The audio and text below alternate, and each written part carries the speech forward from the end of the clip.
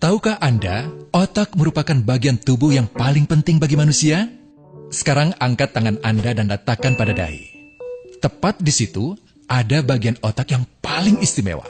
Bagian itu disebut prefrontal cortex atau disingkat PFC.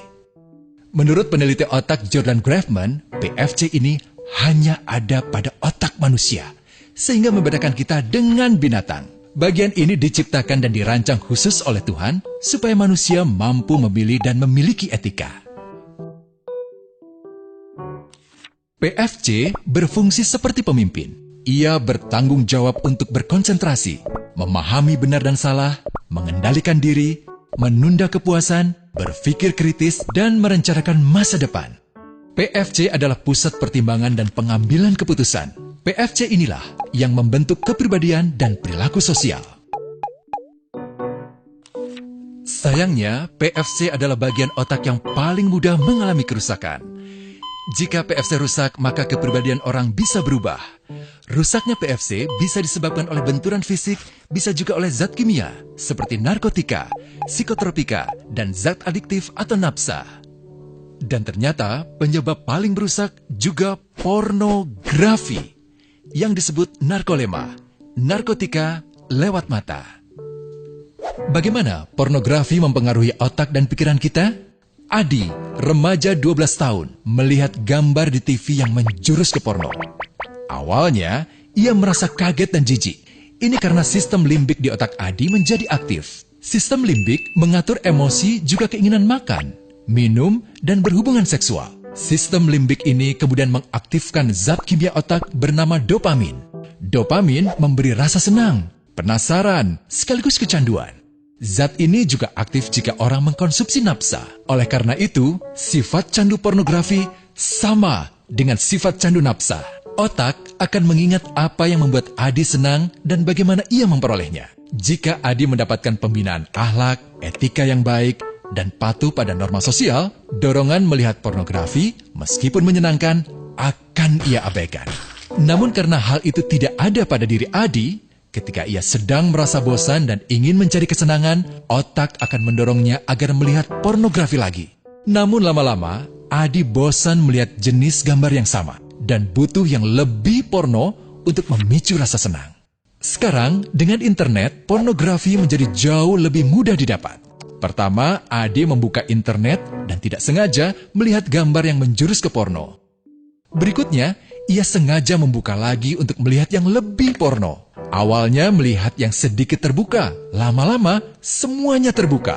Awalnya melihat 1 menit, lama-lama 1 jam. Adi mengalami kecanduan pornografi. Bagaimana kerusakan PFC akibat kecanduan pornografi?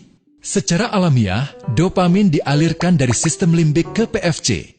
Orang yang kecanduan pornografi akan mengalirkan dopamin secara berlebihan sehingga membanjiri PFC.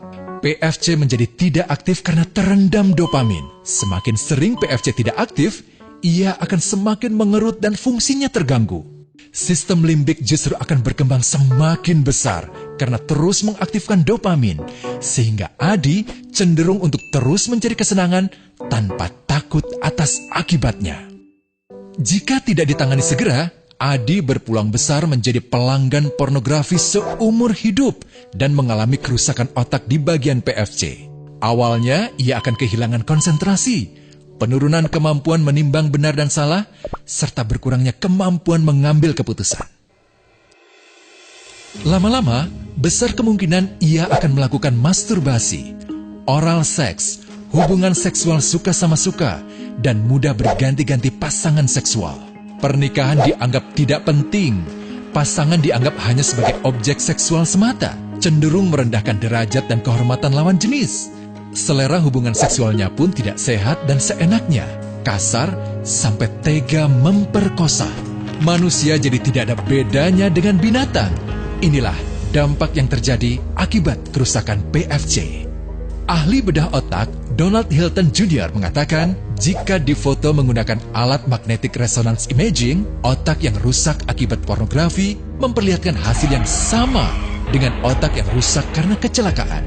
Ia juga mengatakan, Berbeda dengan dampak nafsa yang merusak otak di 3 bagian, pecandu pornografi yang sudah melakukan hubungan seks dengan anak-anak mengalami kerusakan otak di 5 bagian.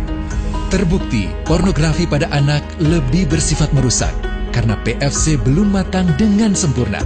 Tapi untungnya, otak anak yang belum sempurna ini masih mudah dibentuk. Pengaruh pornografi bisa lebih mudah dihilangkan asal ada usaha untuk memulihkan dengan sabar, terutama oleh ayah ibu, keluarga, dan orang terdekat. Pelajari bagaimana mencegah dan menangani anak yang terkena pornografi. Mari lindungi generasi kita dari bencana pornografi dan kejahatan seksual.